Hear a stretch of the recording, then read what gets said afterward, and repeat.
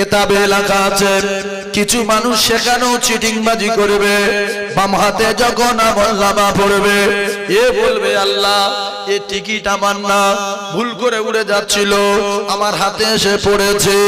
না না না না, আল্লাহ পাক বলবেন মিথ্যাবাদী, তোর 12টা বাজিয়ে দেব, আজ কিয়ামতের দিন তোর কেউ ঠেকাতে পারবে না।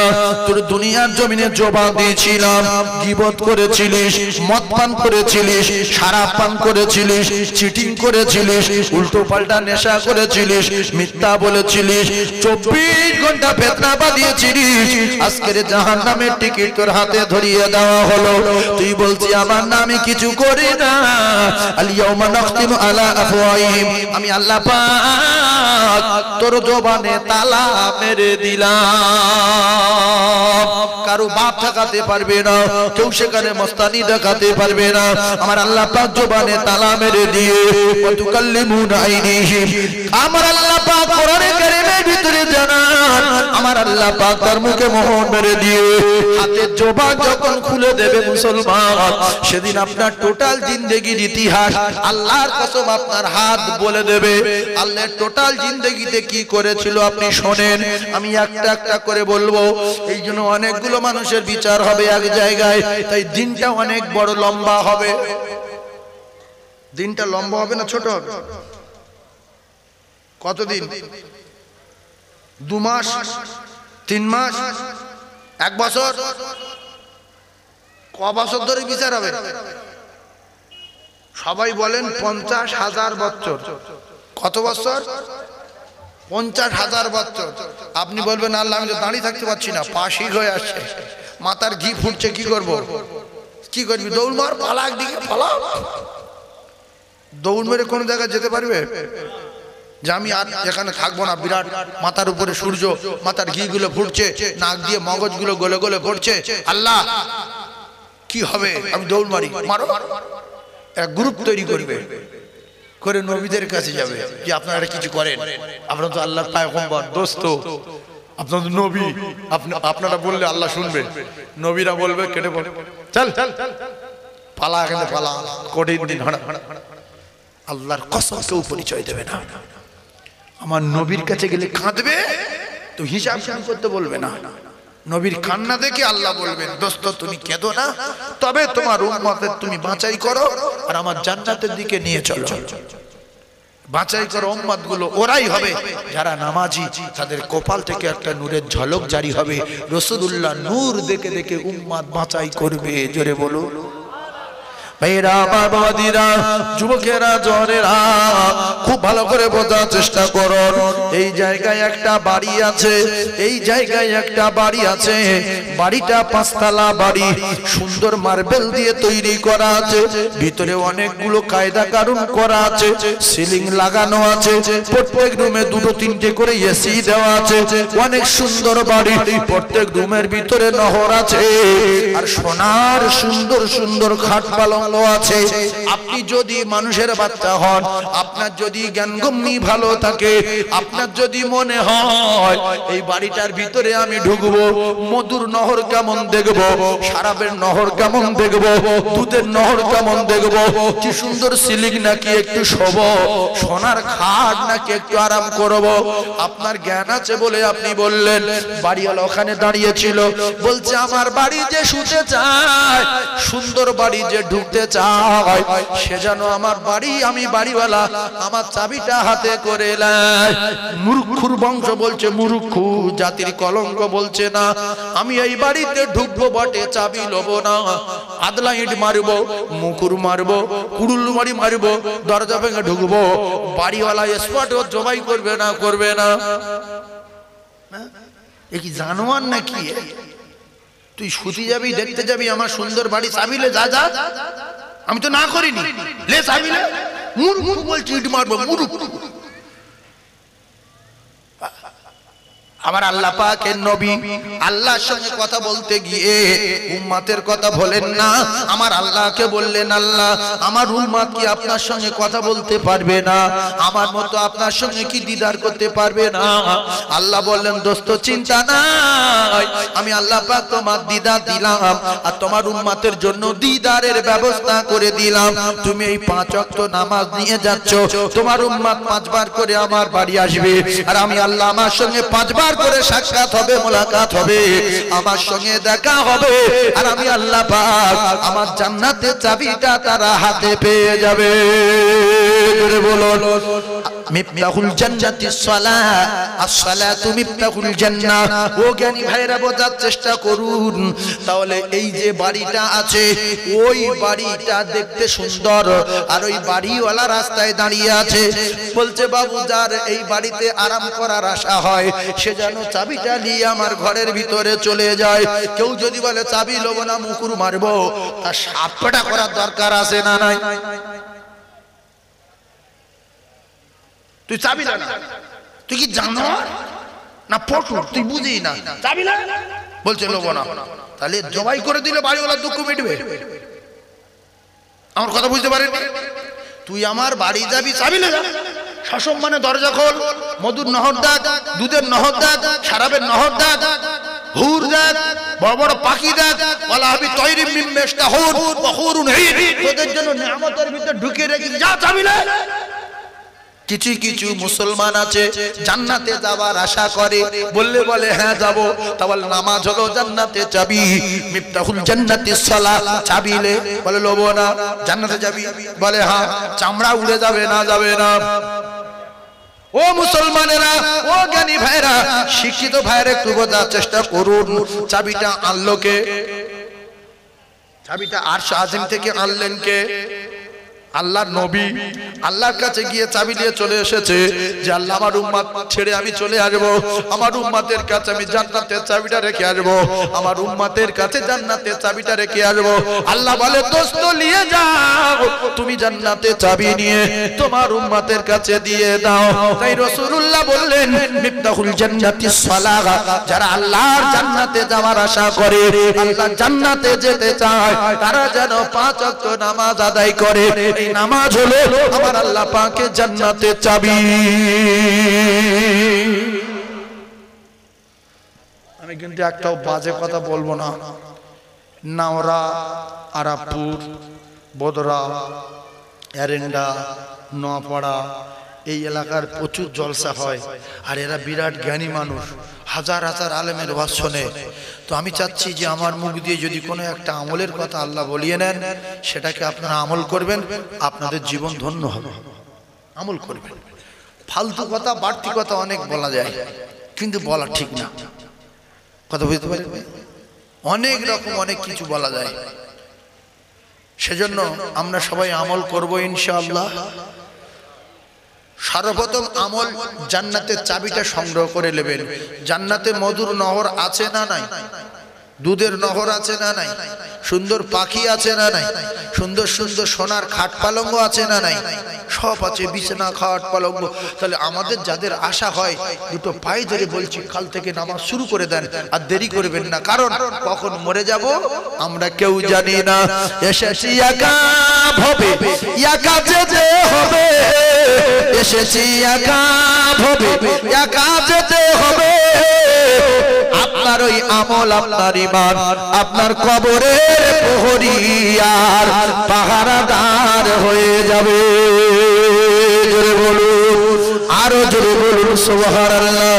ওরে মাটির বালিশ, মাটির ঘর, ওরে মাটির বালিশ, মাটির ঘর, মাটি হবে তোর বিছানা, আর দুই দিকে হইতে পিষবে আমার, চূর্ণ হবে হাড়খানা। ওরে মাটির বালিশ, মাটির ঘর, মাটি হবে তোর কবর বিছানা এসেছো একা যাইবে একা সঙ্গে কেহ যাইবে না কিন্তু যেদিন ডাক পড়িবে ওই কবর মাঝে শুইতে আর জোগাড় কিছু করছো বন্ধু তাহার মাঝে বিছাইতে ওই কবরে মার্বেল দেওয়া নাই ওই কবরে এসি দেওয়া নাই ওই কবরে সিলিং করা নাই ওই কবরে বালিশ নাই ওই কবরে বিছনা নাই ওই কবরে জানালা নাই ওই কবরে দরজা নাই ওই কবরে সাথী নাই ওই কবরে বাতি নাই যদি আপনার জ্ঞান ভালো থাকে যদি আপনি বিশ্বাস করেন কবরে কঠিন আযাবের জায়গা কবর থেকে যে নাজাত পাবে সব জায়গায় নাজাত পাবে কবরে যে ফেসে যাবে সমস্ত জায়গায় ফেসে যাবে তাহলে আপনার কাঁথা কম্বল বিছানা torch light tubelight bulb emergency সব নিয়ে কঠিন জায়গায় যাওয়ার দরকার আছে না নাই আপনার লাইট আপনার দরুদ টর্চ লাইট আপনার কলেমা বিছানা আপনার নামাজ ও কলিজার টুকরা আপনার আপনার আপনার ইমার্জেন্সি হলো আপনার আমল আপনার আমল আর ঈমান আপনার কবরে চারিদিকে নূরে নূরান্বিত হয়ে এরা পাহারা দিতে থাকবে আপনি আরামে ঘুমিয়ে যাবেন আর আল্লাহ পাকের ফেরেশতা জিবরিল ইসরাফিল আলাইহিস সালাতু ওয়াস সালাম যখন ফুঁক দেবেন ইয়াউমিন ফাকবি সূরি ফাতাতুনা ফাজা আপনার ঘুম ভেঙে যাবে আপনি কাঁচা ঘুমে উঠবেন চোখ ডলতে ডলতে বলবেন আল্লাহ সবে মাত্র ঘুমিয়ে গেলাম কি এত জোরে আওয়াজ করে আমার ঘুম ভাঙিয়ে দিল আপনি ঘুম ভেঙে উঠে দেখবেন কিয়ামত হয়ে গেল আর যার কবরে আগুন জ্বলছিল কি শাস্তি রয়েছে যার কবরে 99টা সাপ দিয়েছে কি শাস্তি রয়েছে ও কলিজার টুকরা ভাইরা বিশ্বাস করুন আল্লাহর কসম আজ না হয় দুদিন পরে মৃত্যু হবে মৃত্যুর ভয়ে কোন জায়গায় যদি লুকিয়ে যায় সে জায়গায় মালাকুল মউত পৌঁছে যাবে যাবে না যাবে না তবে একটা কাজ করলে মালাকুল মউত মানে সাত করে ঢুকতে পারবে না যদি সীসা গলিয়ে মাটির তলায় বাড়ি করতে পারেন সীসা গলিয়ে হবে কি আর কাঁচের করলে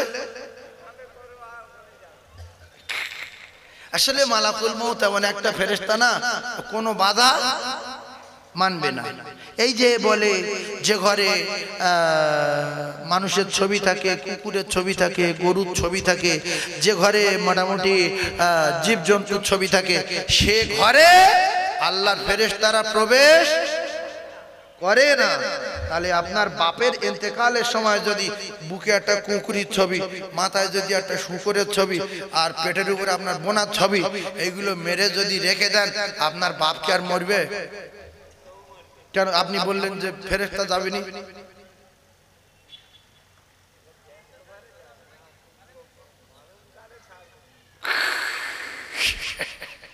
ভাই বলছে জ্যান্ত কালে যাবে না ও তো জ্যান্ত আছে আসলে ব্যাপারটা হলো এই মালাকুল মউত যে ফেরেশতা এটা আলাদা ফেরেশতা সেই জন্য আল্লাহ অন্যান্য ফেরেশতার এই জান কবজার দায়িত্ব দেননি আল্লাহ পাক যখন ফেরেশতাদের মাটি আনতে বললেন ফেরেশতারা একের পর এক সব ফিরে এসেছে না আসেনি আর আজরাইল গিয়ে বলছে আমি ফেরা ফেরেশতা না তুই যত কান্নাকাটি করিস ধরেছি ছিঁড়ে নিয়ে যাব কোনো বাধা মানব না কুকুর দেখিয়ে অন্য ফেরেশতার ভয় দেখাতে পারো গরুর ছবি দেখিয়ে অন্য ফেরেশতার ভয় দেখাতে পারো মানুষের ছবি দেখিয়ে অন্য ফেরেশতার ভয় দেখাতে পারো কিন্তু মালাকুল মউত ফেরেশতা ভয় করে না তোমার বাপের গলায় কোমরে হাতে যদি সব জায়গায় ছবি মারো লা ইস্তাখিরুনা সাআতাও ওয়ালা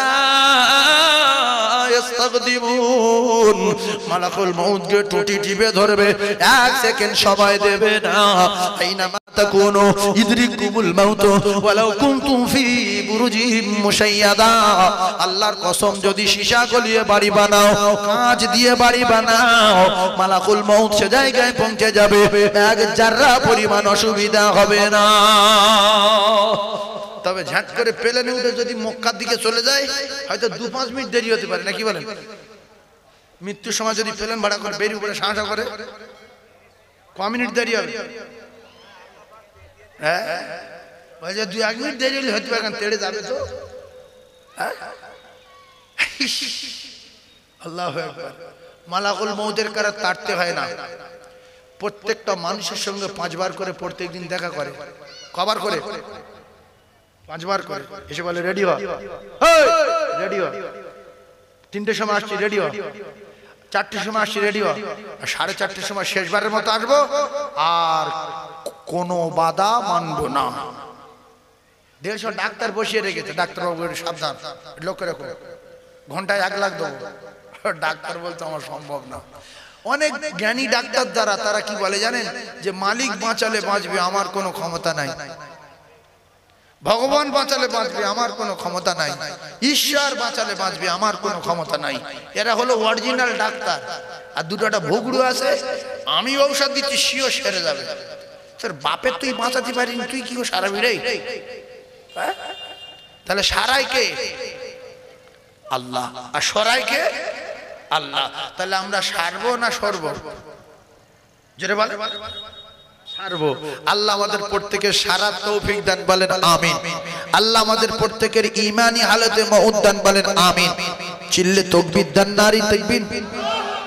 কিবার মরবেন বলেন তো? এই যে কিবার মরবেন?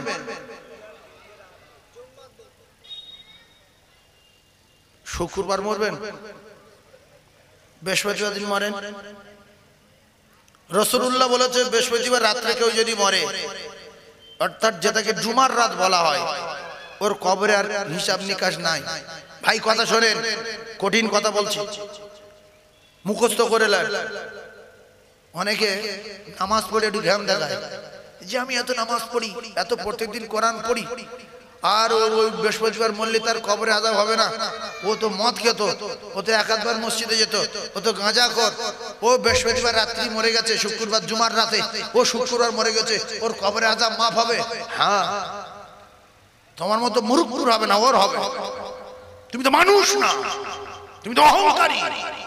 ওর কবরে আযাব মাফ হবে, কারণ ওর যদি 500 টন গুনাহ থাকে, 1 গ্রাম যদি নেকি থাকে, আল্লাহর কসম ও ঈমানদার। এই কথা বুঝে আসলো?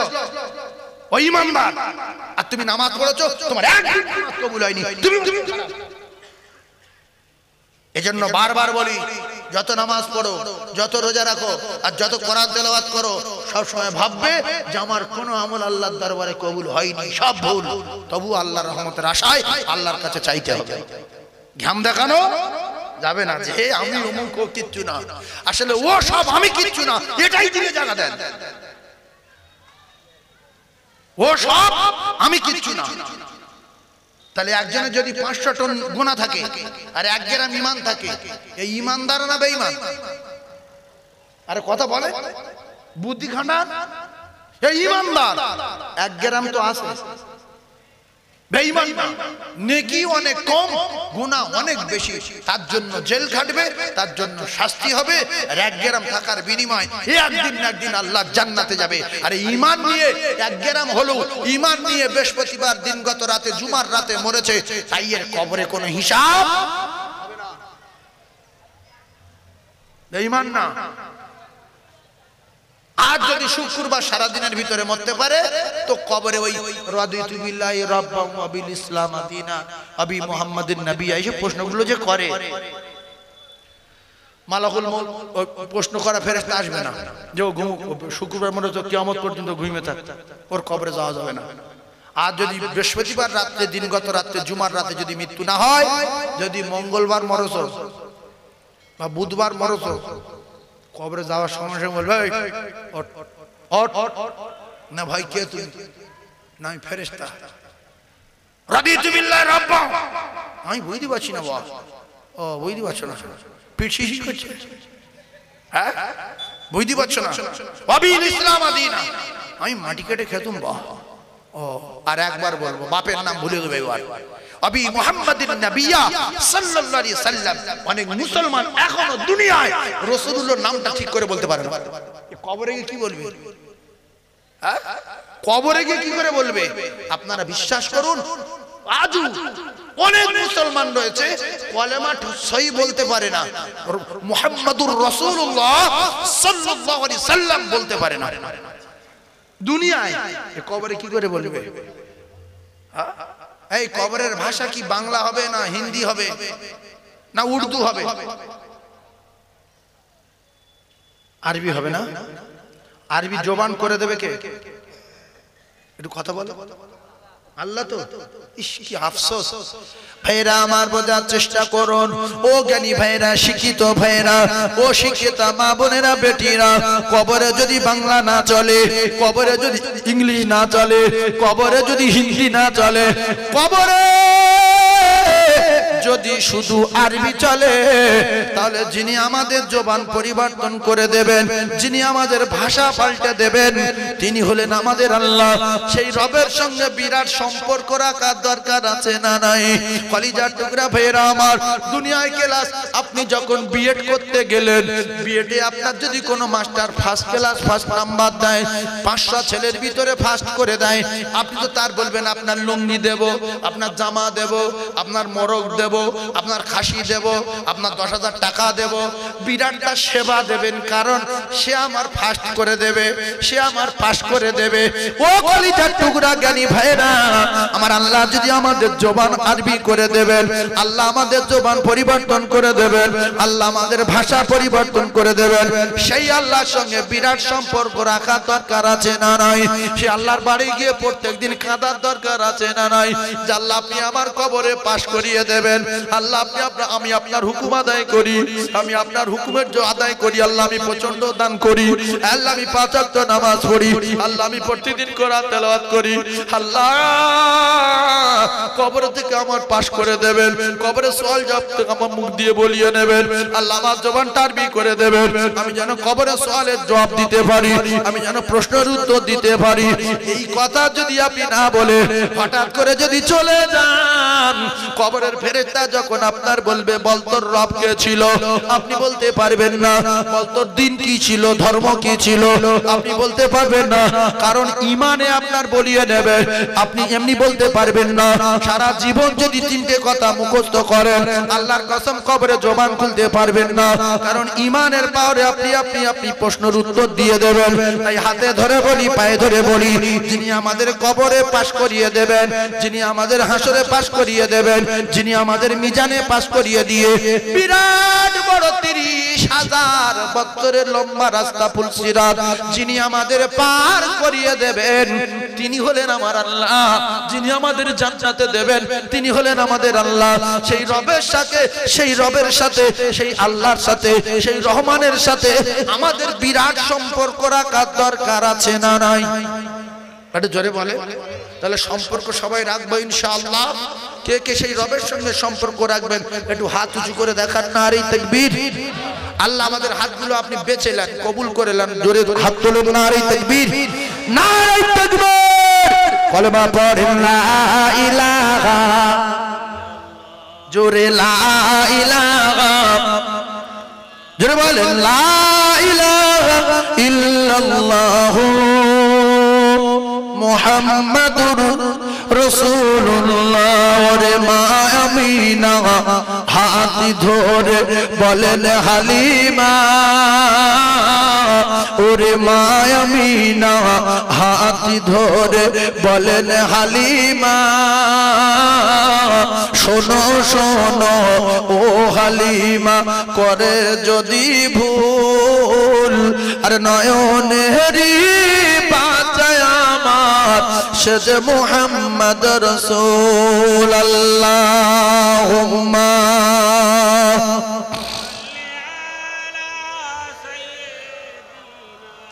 মাওলানা মুহাম্মদ ওয়ালা আলি সাইয়্যিদিনা।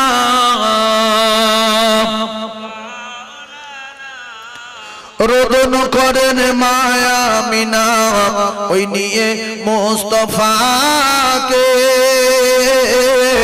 রোদন করেন মায়া মিনা ওই নিয়ে মুস্তাফাকে।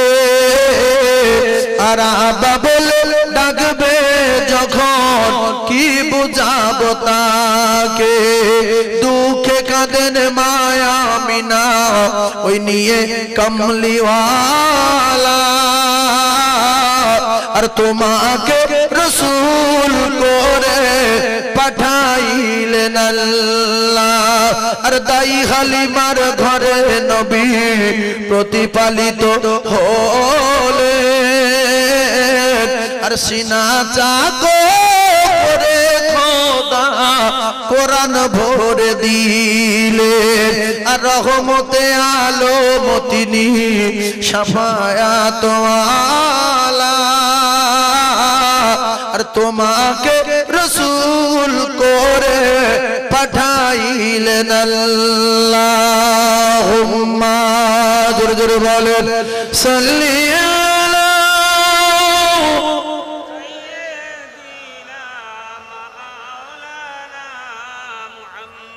ওয়া আলা আলিহি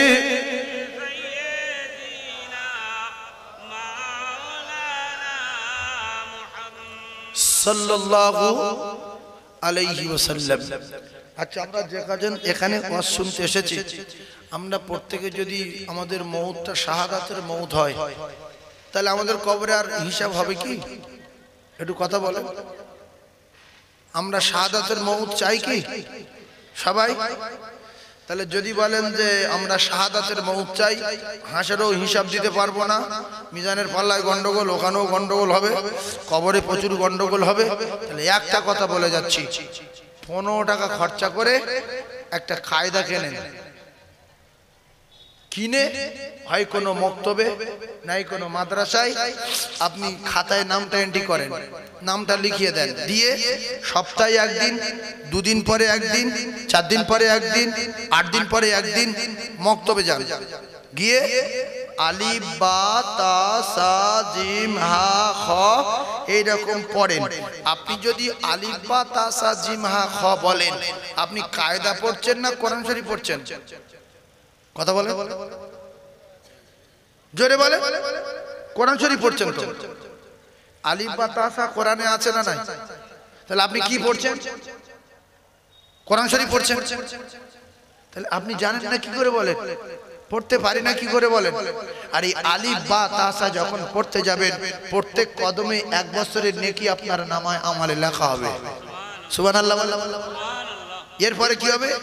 আপনি যদি এই রাস্তায় মারা যান আপনার নামটা শহীদানদের খাতায় লেখা হবে যে তলাবা, এ তলাবা মারা গেছে, আর আপনার জন্য পুকুরের মাছ আর রাস্তার পিপিলিকারা সবাই দোয়া করতে থাকবে, আর আপনার এত দাম আর মর্যাদার সম্মান বেড়ে যাবে, আপনার পায়ের তলার ধুলোর এত দাম হবে, আপনার পায়ের তলার ধুলোর বরকত লব বলে আল্লাহ পাকের মালায়েকা ফেরেশতারা আপনার পায়ের তলায় তাদের নূরের ডানাগুলো বিছিয়ে দেবে। জোরে বলুন, আরো জোরে বলুন। এবারে একটা কথা বলি, আপনার অনেক টাকা হয়েছে, আপনি বড় ব্যবসায়ী ছিলেন, এলাকায় একটা মাতব্বর ছিলেন, আপনার নাম ছিল, এখন হজ ফরজ হয়ে গেছে, আপনি হজে গেছেন। আল্লাহর কসম রাসূলুল্লাহ বলেছে যারা মদিনায় এসে কোরআন শরীফ পড়ে আমার রওজার কাছে আমি তাদের গলার আওয়াজগুলো শুনতে পাই। বলুন সুবহানাল্লাহ। তাহলে এই কত বড় মানে অবুঝ আর নাদান হলে কোটি কোটি টাকার মালিক, পাকা বাড়ি, এলাকার লোক সম্মান দেয়, অথচ হজ ফরজ হয়ে গেছে, হজে গিয়ে মক্কায় কোরআন পড়তে পারিনি, মদিনায় কোরআন পড়তে পারিনি। লজ্জা, লজ্জা, জাতির লজ্জা। লজ্জা না? লজ্জা না? লোক বলছে ওয়াহাজি সাহেব একটু কোরআন শরীফ পড়ো, আমি পড়তে পারি না। কারণ কি? আমি বগলির বংশধর। ও তুমি বগলির বংশ? হ্যাঁ হ্যাঁ। কারণ আমি যদি ইমাম সাহেবকে বলি যে হুজুর কোরআন শরীফের বড় পাওয়ার আর আল্লাহর কোরআনের বড় ক্ষমতা, কোরআন আমি জীবনে পড়তে পারি না, আপনার 10,000 টাকা দিচ্ছি, এই 1 বছরের ভিতরে আমার কোরআন শিখিয়ে দেন, ইমাম সাহেব শিখিয়ে দেবে না? দেবে না? কথা বলে। কিন্তু টাকা দিয়ে শিখবো তা না, শিখি ফ্রি শেখ, এ শিখবে না। এ চাই আমি যতদিন বাঁচবো দুনিয়ায় আমি শুধু অপমান আর অপমান হই, অপমান আর অপমান হই। ভাইজান আমার, বাবাজিরা বোঝার চেষ্টা করুন, এই কোরআন যদি আপনার কলিজার ভিতরে থাকে, কোরআন যদি আপনার সঙ্গে থাকে, আপনি কাবায় গিয়ে পড়তে পারলে আমার আল্লাহ পাক খুশি হবে। একটা একটা ওয়াক্তের বিনিময় লক্ষ লক্ষ নেকি আপনার নামায় আমলে লেখা হবে। এরপরে যখন আপনি মসজিদে মসজিদে আসলেন, মসজিদে গিয়ে একটু কোরআন পড়লেন, আমার আল্লাহ পাক প্রত্যেকটা করে 10টা করে নেকি দেবেন। কিন্তু এলাকায় সম্মান আছে, মসজিদে ভ্যানওয়ালার বেটা, ফেরিওয়ালার বেটা, গাঁজাখোরের বেটা, মদখোরের বেটা কোরআন পড়ছে, আর তুমি একটা ধনী লোক, একটা জমিদার, একটা দামি লোক, গ্রামে সম্মান আছে, তুমি কোরআন পড়তে পারো না। তোমার কি একটু লজ্জা লাগে না যে আমি একজন নামি দামি ব্যক্তি হয়ে কোরআন শরীফ পড়তে পারি না? আর এই কোরআন শরীফ যে না পড়তে পারবে, কোরআন যে না শিখবে, মসজিদে গেলে তার এক ওয়াক্ত নামাজ কবুল হবে না। এই আলামদ সূরা কোরআনে আছে না নাই? সূরা ফাতিহা, আমি যদি সূরা ফাতিহা সহি না পড়তে পারি, নামাজ হবে? জোরে বলেন, হবে? তাহলে কি গজল বলবেন মসজিদে গিয়ে, না গান বলবেন? গান তো খুব মুখস্থ আছে, গান বললে মাথায় বাজ পড়বে, গজল বললে গজব হবে। কারণ নামাজ গজল আর গানে চলে না, আল্লাহর কোরআনে নামাজ চলে। নামাজ কিসে চলে? একটু কথা বলেন। তাহলে দুটো পায়ে ধরে বলছি, আলহামদুলিল্লাহ জানেন সব ভুল, দোয়া কুনুত জানেন সব ভুল, একটা লফজ সোজা নেই, এক লাইন সোজা নেই, ভুল নিয়ে কতদিন চলবেন? ছোট্ট একটা মিসাল দিচ্ছি, শুনলেন, ও শেষ করে দিচ্ছি। এইটা ধরুন একটা রাজমিস্ত্রির, এটা একটা পাকা দেওয়াল, রাজমিস্ত্রি ও দেওয়ালটা গেঁথেছে, আর উপরে গাঁথার জন্য মাঝখানে গর্ত গর্ত করে রেখে বাঁশ দেয়, তাতে তক্তা দিয়ে উপরটা গাঁথে, এরকম হয় না? হয় না? বাঁশ দেয়। এখন ওখানে যে ছিদ্র আছে, আবার কিছু কিছু জায়গায় মশলা কম পড়েছে, আঁজি মারিনি, গর্ত গর্ত আছে, আর যে মিস্ত্রি নিয়ে এসছেন পুট্টি করার জন্য, ও সেই গর্তগুলো বন্ধ করেনি, আর এই আঁজি মারাগুলো বন্ধ করেনি, যেখানে সমান ইট আছে তার উপর ঘষে দিয়ে চলে গেছে, সব জায়গায় খাবলা খাবলা। বাড়িওয়ালা কি টাকা দেবে ওর? বলছি তুই দেখেছি, তুই ভালো মিস্ত্রি, তুই এরকম করিস কেন? এই সব জায়গায় ছিদ্র গর্ত ফাটা কেন? বলতে আমি ওইরকম মিস্ত্রি। তাহলে এর বাড়িওয়ালা টাকা দেবে কি আপনাদের জ্ঞানে কি বলে? না ওর বেঁধে ওর বাপের খবর দেবে, তো তোর বাপের ডেকে লিয়া ফের পুট্টি কিনে লিয়ে আসুক, ফের নতুন করে মারবে না? মারবে না? তাহলে আমরা নামাজ পড়ে 2-4 রাকাত নামাজ পড়ে ঘাম দেখাই, মসজিদে যাই, সূরা ফাতিহা ফাটা, আলামদ সূরা ছেঁড়া, কুলু গাবলা, দোয়া কুনুত খাবলা। এতে আল্লাহ মালিক খুশি আমাদের উপরে যে এই তো 70 বছর দুনিয়া রেখেছিলাম, 80 বছর রেখেছিলাম, কুলু সূরাটা সারিনি কেন? সূরা ইখলাসটা সারিসনি কেন? দোয়া কুনুতটা শিখিনি কেন? এখন যদি আপনি শেখাতে যান, উল্টো রাশ করবে, আমি না শিখি আপনার কি? তাহলে এই যে তুই কাজটা করলি মালিকের, এখানে ছিদ্র, ওখানে ছিদ্র, ওখানে গর্ত, ওখানে গর্ত, মালিকের যদি বলে যে আমি এরকম করি, তাতে আপনার কি? মালিক খুশি না বেজার? একটু কথা বলেন। বেজার তো? তাহলে আজ থেকে শপথ করুন, কায়দা শিখতে শিখতে যদি মারা যায় তো শহীদ হয়ে যাব, আর যদি শিখতে শিখতে শিখতে শিখতে নিয়ত করে নেই আল্লাহ কোরআন শিখে মরব, হাফেজ হয়ে মরব, আলেম হয়ে মরব, ভাইরা আমার, বাবা দিনা, আর যদি সে পর্যন্ত পৌঁছাতে পৌঁছাতে যদি আপনি মারা যান, আল্লাহ পাক কবরে আপনার ডেকে নেওয়ার পরে ময়দানে মাশরে শিখনে ওয়ালাদের কাতারে, আলেমের কাতারে, হাফেজের কাতারে, শহীদদের কাতারে আপনার দাঁড় করিয়ে দেবে। একবার জোরে বলুন সুবহানাল্লাহ। তাই যারা শাহাদাতের মৃত্যুবরণ করতে চায়, দুনিয়ায় সম্মান পেতে চায়, একজন মাস্টার ভাই, একজন ডাক্তার ভাই, একজন জমিদার ভাই, একজন প্রফেসর ভাই, একজন অফিসার ভাই, ও কলিজার টুকরারা, যদি এর আল্লাহর কোরআনের পিছনে সময় দিয়ে 2 মিনিট, 10 মিনিট, 5 মিনিট করে আল্লাহর কোরআনটা সহি করে শিখে রাখতো, ওয়ারাতিল কোরআন তারতিলা, সঙ্গে এমএ ছিল, বিএড ছিল, বিএ পাস করা ছিল, হঠাৎ মসজিদের ইমাম নাই, হঠাৎ মসজিদে মুয়াজ্জিনও নাই, কে নামাজ পড়াবে? কে নামাজ পড়াবে?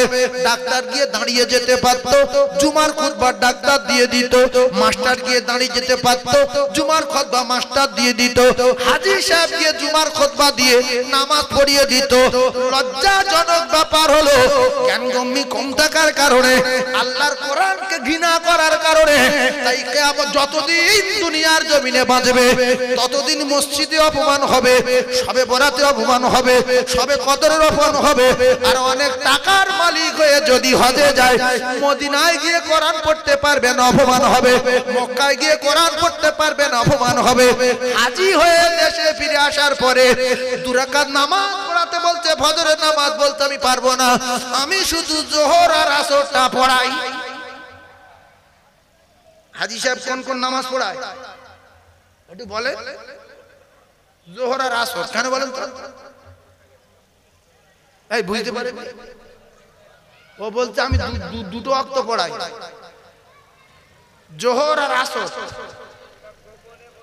এই ভাই যে ওটা জোরে বলতে হয় না, ও কালাম তো সূরা টুরে কিচ্ছু বলার দরকার নেই, শুধু আল্লাহু আকবার।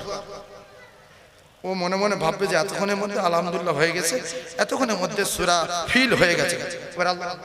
আপনারা তো কেউ বুঝতে পারেন না, কিন্তু মাগরিবের নামাজ পড়াতে দিলে হাজী সাহেব বলবে আমার আজকে সকালতে পাতলা পায়খানা হচ্ছে, ভীষণ ডায়রিয়া, আমি পড়াতে যদি অসুবিধা হয়ে যায় বাবু, আমি পিছনের কাতারে আছি, অসুবিধা হলে আমি নামাজ ছেড়ে দিয়ে চলে যাবো, আপনি দাঁড়ান, কেন পায়খানা ফিরে ফেলবো। কোরআন তারতিলের সঙ্গে পড়তে গেলে একটু হুজুর ধরে শিখার দরকার আছে না নাই? সেই জন্য আল্লাহ আপনাদের টাকা দিয়েছে, পাকা বাড়ি দিয়েছে, সম্মান দিয়েছে, সঙ্গে কোরআন রাখেন, এটা দুনিয়ায় থাকবে না, এটা আপনার সঙ্গে কবরে যাবে, হাসরে যাবে, সব জায়গায় যাবে। এই জন্য মাস্টার ভাইদের বলি, ডাক্তার ভাইদের বলি, এখনো আল্লাহ পাক আপনাদের হায়াতে রেখেছেন, বাঁচিয়ে রেখেছেন। মাস্টার ধরে, আলেম ধরে, কারি সাহেব ধরে, এদের কাছ থেকে এলমটা শিখেলেন, আপনি জুমার নামাজ পড়াতে পারবেন, আপনি ঈদের নামাজ পড়াতে পারবেন, আপনার আব্বার আপনার মায়ের জানাজার নামাজ আপনি পড়াতে পারবেন। আব্বা মায়ের জানাজা, আপনার আব্বা মায়ের জানাজা আপনার পড়ানোর কথা। আপনার আলেম হওয়ার দরকার নেই, মাওলানা হওয়ার দরকার নেই, হাফেজ হওয়ার দরকার নেই। আপনি সাধারণ মানুষ, আপনি যদি 5 ওয়াক্ত নামাজি হন আর জানাজার নিয়ম কানুন যদি আপনি জানেন, তো রাসূল বলছে ওই জানাজার ইমাম। কথা বুঝে আসছে? হাফেজ হওয়ার দরকার নেই, মাওলানা হওয়ার দরকার নেই। আমি কোরআন সহি পড়তে পারি, জানাজার দোয়া জানি, 5 ওয়াক্ত নামাজ পড়ি, আমি জানাজার ইমামতি করব আমার আব্বার, আর আমি দোয়া করব রব্বির হামহুমা কামা রব্বায়ানি সগীরা। আল্লাহ পাক তো শিখিয়ে দিলেন। সেই জন্য কোরআনের সঙ্গে সম্পর্ক রাখেন, সম্মান বাড়বে, সম্মান বাড়বে। আজ মানুষ কোরআন পড়নেওয়ালাদের সম্মান দেয়। 10টা বিএ পাস ছেলে রাস্তা দিয়ে আসছিল, এক জায়গায় খাসি জবাই করে ঘুণা করা হচ্ছে, আর 1 বছর 1.5 বছর 2 বছর ধরে যারা মাদ্রাসায় পড়েছে, এরা 20 বছর পড়েছে, ওদের দাম দেয় না, আর এরা এসে দাঁড়িয়েছে, বলছে এসো বাবু এসো, আল্লাহ তোমাদের আনিয়েছে, এসো খাসি কষিছি খাবে এসো। আর এই স্কুলের ছেলেগুলো দাঁড়িয়ে আছে, বাড়ি এলো বলছে এই তোরা দাঁড়িয়েছিস কেন, হাড়ে বিয়াদব সব দাঁড়িয়ে গেল। এরা 20 বছর পড়ে ঠেলা খাচ্ছে, আর 1 বছর পড়ে গ্রামের সব লোক ওর পিছনে কান ধরে চুকে দাঁড়িয়ে দাঁড়িয়ে। মাস্টার এসে কান ধরেছে, ডাক্তার এসে কান ধরেছে, জমিদার এসে কান ধরেছে, প্রফেসর এসে কান ধরেছে, ধরে না ধরে না।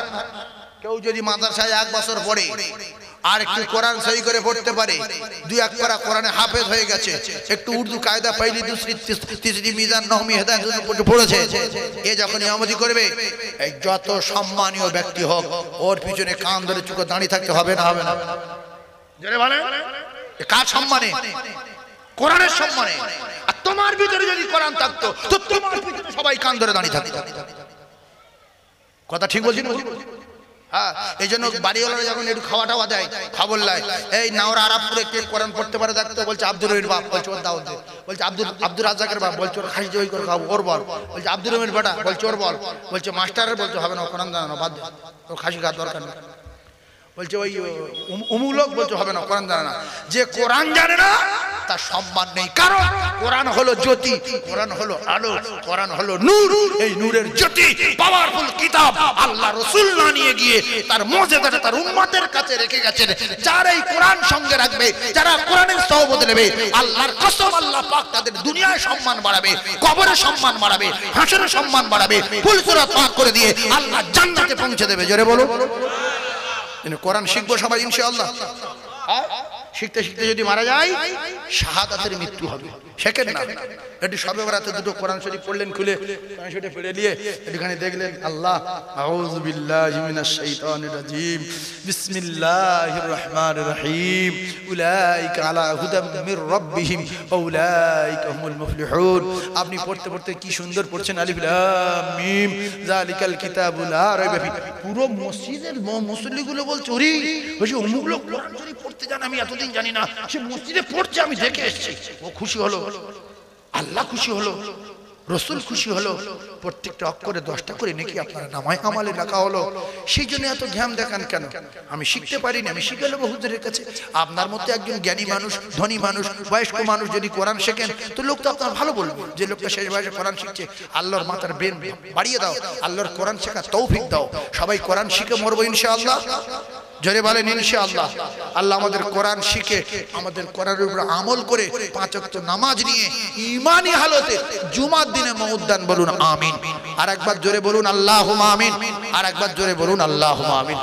ভাই, আমার এখানে 8:30 পর্যন্ত থাকার কথা ছিল, তো সেটা বেড়ে গেল, আর 9টা বাজতে 15 মিনিট বাকি আছে। আমি আপনাদের খিদমত থেকে বিদায় নেব। আমি আপনাদের পরিচিত বলে আমি উল্টো পাল্টা কোনো কথা বলিনি, আর ফালতু কথা একটা বলিনি।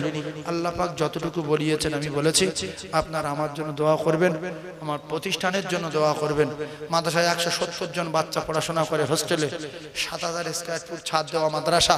ওই মাদ্রাসায় 170 জন মেয়ে 3 ওয়াক্ত খাওয়া দাওয়া দিতে হয়, মানে 510 জন বাচ্চা 3 ওয়াক্ত খায়।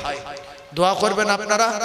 আর একটা কথা, আপনাদের ছেলে যদি আলেম করতে চান, মাওলানা করতে চান, হাফেজ করতে চান, তো আল্লাহর দরবারে দোয়া করবেন, আল্লাহ আপনার দোয়া কবুল করবে। এজন্য রাসূল বলেছেন মা বাপের দোয়া কবুল হয়। যদি আমরা জিন্দেগিতে কোরআন না আনতে পেরেছি, এখন মাথা মোটা হয়ে গেছে আর কিছু পারি না, তো আপনার নাতির মাওলানা করেন, আপনার নাতির হাফেজ বানান, আপনার ছেলেটাকে আলেম বানান। আপনি আলেমের আব্বা হয়ে মরেন, হাফেজের আব্বা হয়ে মরেন। ওই হাফেজ সাহেব আল্লাহর দরবারে সুপারিশ করে 10 জন জাহান্নামীকে সুপারিশ করে আল্লাহর দরবারে উকিল হয়ে করে আল্লাহর জান্নাতে নিয়ে যাবে। জোরে বলুন সুবহানাল্লাহ।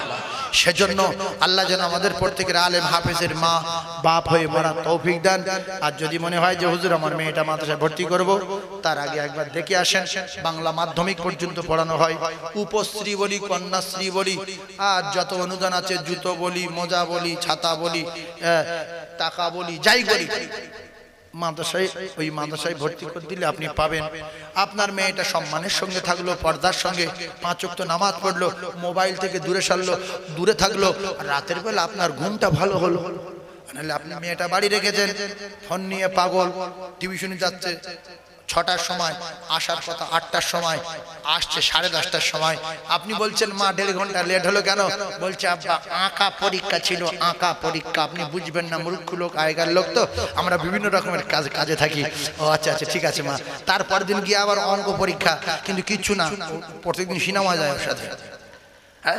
অনেক ছেলে দেখবেন স্কুল টাইম স্কুলে চলে যায়, রাস্তায় বসে থেকে ছুটি হলে ওদের সঙ্গে চলে আসে, মা বাপ জানে বিরাট করছে। এরকম ঘটনা।